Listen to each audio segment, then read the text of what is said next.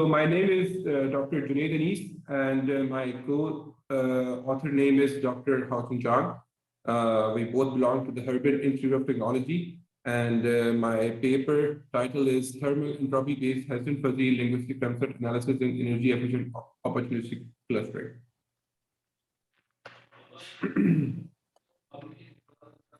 Okay, so these are the table of contents. The first part, I will explain to you the introduction of my article. Then we'll move on to the system modeling section. In part 3, we will look into the energy transfer and data routing cost.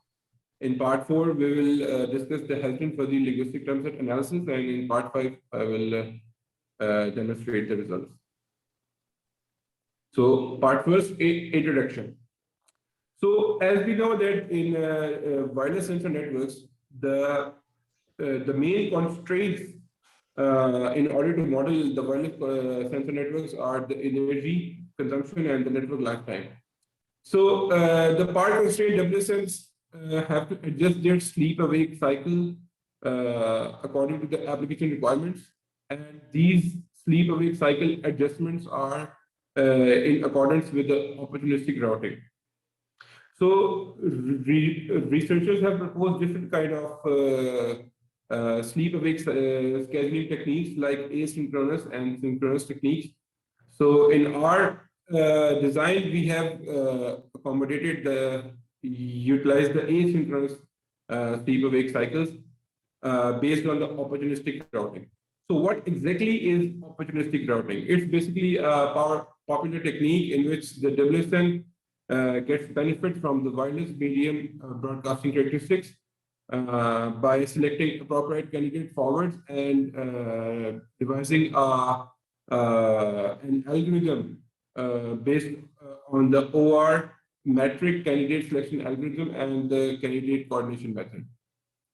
So based on the asynchronous sleep-awake scheduling, a node can sense, process, transmit, or receive during its active state. By active state, I mean that when the sensor node is in working state.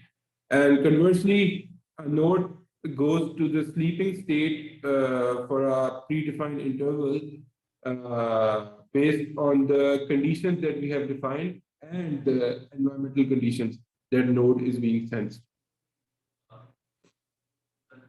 So keeping in view the opportunistic routing and the temperature adaptive sleep-awake cycle scheduling, we have selected some attributes like time frequency parameter, nodes gate energy, relative thermal entropy, expected optimal hops, and link quality factor. I'll explain to you each and every term in detail in the upcoming sections. As are attributes of the Hessian-Fuzzy linguistic term set analysis. So what we do with these attributes, we use these attributes to assess the role of the nodes in order to make the decision about the cluster head in our opportunistic clustering. How we do it, the sensor nodes self-adaptively make the appropriate decision in a round of operation. So our proposed scheme Flock, we have used the name of Flock for our proposed scheme, uses the multi-attribute decision modeling framework to efficiently utilize the Hessian-Fuzzy linguistic term set analysis to incorporate a qualitative assessment of the parameters by a node and help the node observe situation adaptive role transition. So now we move on to the section 2, part 2, system modeling. So here we have made some assumptions. Sensor nodes are deployed randomly and independently. They follow a uniform random distribution. For the normal sensor nodes, we just use the one radio range, which is short radio range for sensing and transmission purposes. Whereas for the sync, we use two different kind of radio ranges. One is the short radio range, which is exactly the same as the normal ones, and long radio range for the data collection and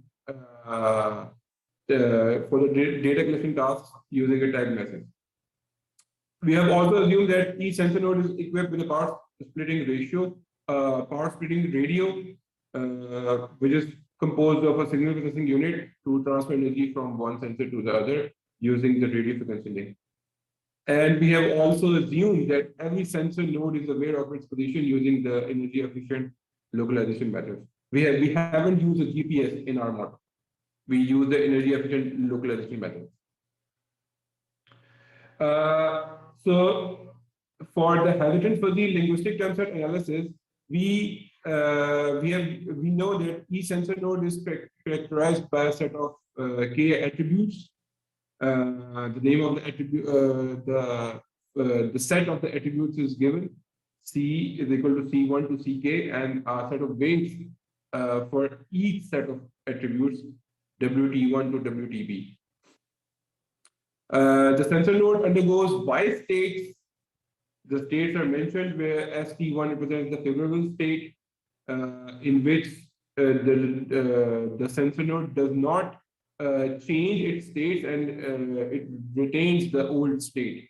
And STY represents the stress state, which means that the decision we made was pessimistic. So in this state, the sensor node will change its state to some other state depending on the temperature distribution model. So the multiple parameters that I already have shown you, we use those parameters to judge and to make a decision about the most fitting state of the sensor node. So in our case, because we are dealing with the CS decision making, so in a opportunistic clustering environment, so we have three states: CH, CM, and the relay node. The energy consumption model that we have used is the same as the radio energy dissipation model, which is given for both the transmission and the reception purposes.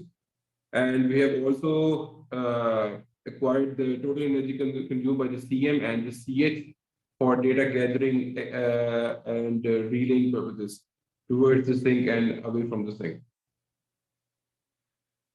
So for the temperature distribution, we have used the diurnal temperature variation caused by the solar radiation, in which the sensor nodes placed under the sun absorb more heat energy, obviously, than the sensor nodes which are placed in the shadow.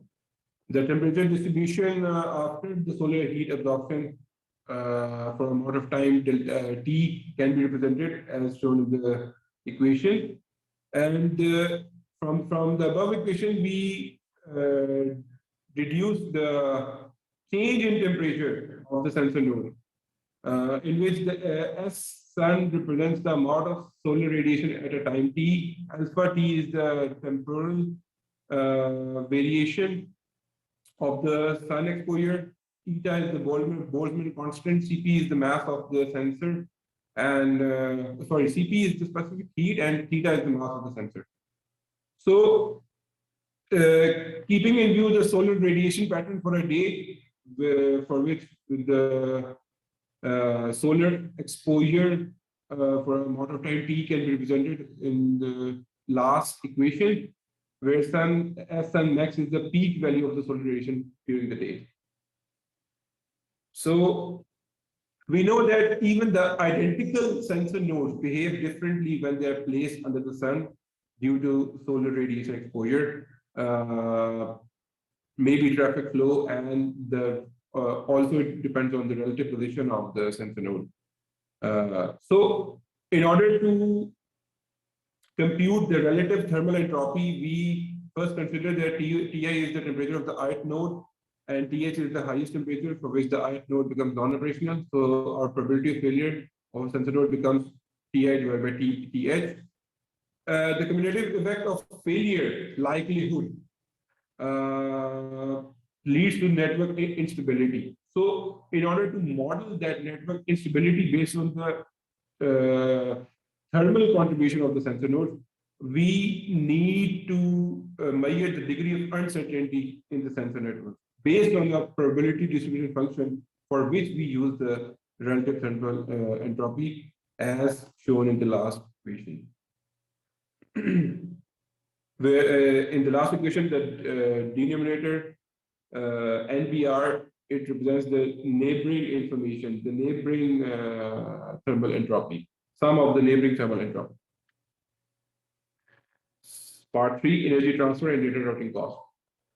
So because we have used the SWIFT model, SWIPT model, which is the simultaneous wireless information and power transfer model.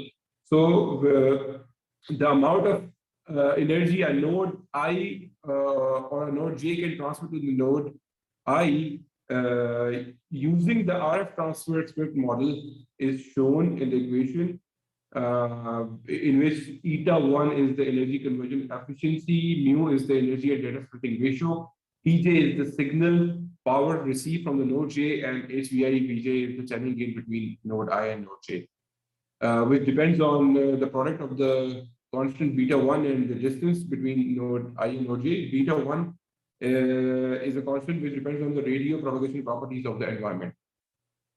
So this is how we compute the total available energy of a sensor node, which depends on the node gain degree, tau Vi, and the available energy of the battery. So this is our opportunistic connection random graph modeling, in which we have used the graph theory to model the opportunistic connection between the sensor nodes.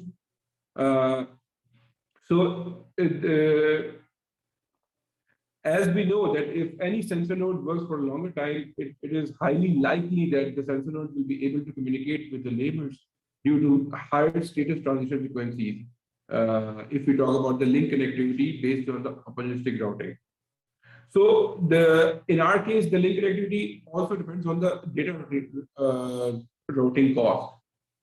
Data routing cost DRC, which is the cost associated with the link between node I and node J. So our routing metric can be defined as minimum summation I is equal to 1 to n minus 1 DRC. And the equation for the data routing cost is shown. DRC is equal to EC VI Vj divided by ET Vi and ET Vj, where EC VI Vj is the energy consumed between node I and J, ET Vi is the total available energy of node I, and same goes for the node Vj.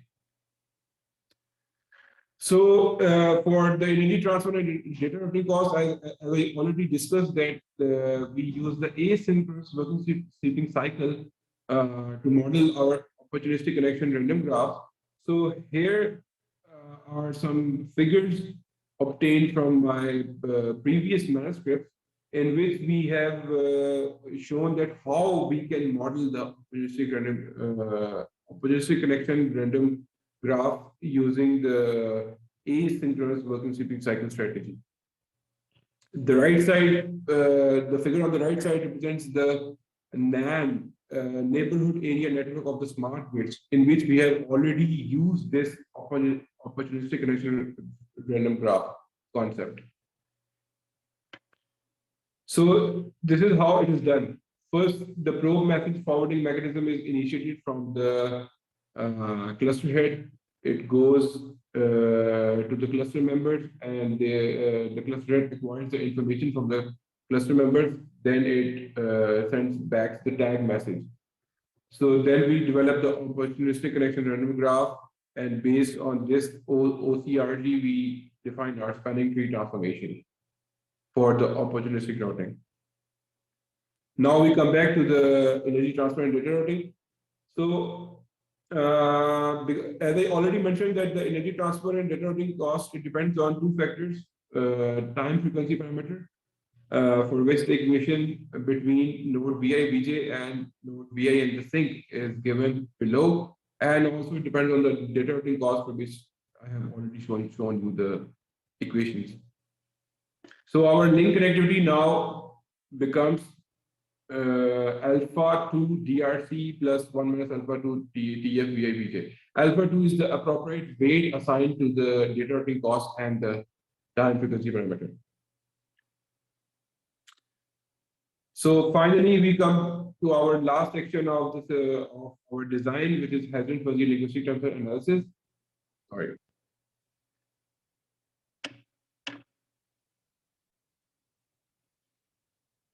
So how we model our Hasbin fuzzy linguistic sum set analysis, it depends on the multiple attributes, the parameters that I've already shown you, which are link quality factor, time frequency parameter, link connectivity, and the data routing cost. So we use the corresponding weights assigned to the members of our fuzzy set in order to build our linguistic term set, which is shown in the figure below. So there are different kind of context-free grammar parameters we have used in order to build our linguistic term set analysis, which is extremely low, very low, low, medium, high, very high, perfect. So it goes from extremely low to perfect in our linguistic term set analysis. So we use those parameters and the Hasbin fuzzy set to undergo the data standardization. Because in order, if we haven't done the data standardization process, we cannot apply the triangular membership function for which I have shown you the figure. It's a triangular membership function which transforms our fuzzy set, linguistic term set into the which transforms our fuzzy set into the linguistic term set. Then we use the context-free grammar to in order to produce the linguistic term set for the alternatives against different values of the criteria. So we have 6 different criteria against 3 different attributes, and we have modeled one of our fuzzy set members using the triangular membership function. So after acquiring the values of the Hasbin fuzzy set membership values, we transform the HFS into Hasbin fuzzy linguistic term set analysis using a transformation function EGF, for which you can search about. I mean, if you have look into any linguistic term set analysis modeling, it is very common to use the transformation function EGF. So after this, we develop the envelope of our Hasbin fuzzy linguistic term set analysis, and then we come to the decision matrix matrix Y, for which the matrix is shown in the below equation. So now I come to my result section. We have used 3 different kind of parameters for our results: active node ratio, packet delivery ratio, and the energy consumption. I have used the same figure numbers so that if you have to correlate it with the article, it's easy for you. First figure on the left is between the node density and the active node ratio. And it's a bar chart in which our flock algorithm just outperforms all the other existing benchmarks.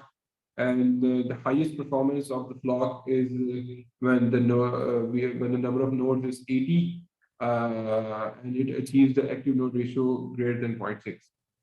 The figure on the right is the active node ratio against the simulation hours. The total time duration for a day is 24 hours. Sorry. And we have modeled it against the temperature variation, because in our case, we have to deal with the relative thermal entropy. So you can correlate the temperature variation, temperature distribution against the active node ratios. Second one is the average energy consumption. Figure 4, average energy consumption, node density against the average energy consumption. Even here, our flock algorithms performance is better than the other existing benchmark. Again, the best performance is achieved when the number of nodes is 90, and the average energy consumed is almost 0.5 multiplied 10 + 7 joules. And the Figure 5 is for the average energy consumption for diurnal temperature variation, which is the energy consumed over a day against the temperature variation caused by the relative contribution of the sensor nodes in a cluster. Figure 6 is packet delivery ratio against the node density. Flock again has better packet delivery ratio than existing schemes. The best performance is achieved at when number of nodes is equal to 80 and the packet delivery ratio is around 0.7, approximately 0.7. Figure 7 is packet delivery ratio for a day against the temperature variation of the sensor nodes. So now we come to the conclusion. So FLOG is basically a novel distributed algorithm developed based on the Halpern fuzzy linguistic term set analysis in order to resolve the CA decision-making problem and network lifetime bottlenecks using a dynamic network architecture involving opportunistic clustering. Attributes, I have already mentioned the attributes that we have used for our Halpern fuzzy linguistic term set analysis. The effectiveness of FLOG is confirmed after carefully analyzing and evaluating its performance against several existing benchmarks. The simulation results have clearly shown that employee FLOG algorithm results in the improvement of active node ratio, average energy consumption, and packet delivery ratio. The possible future work would be to perform the Halpern fuzzy linguistic transfer analysis for harvested energy scavenging and transfer capabilities in OC, opportunistic clustering. So these are my publications.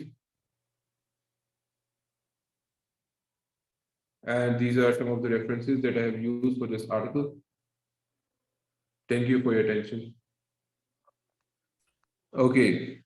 Okay, thank you.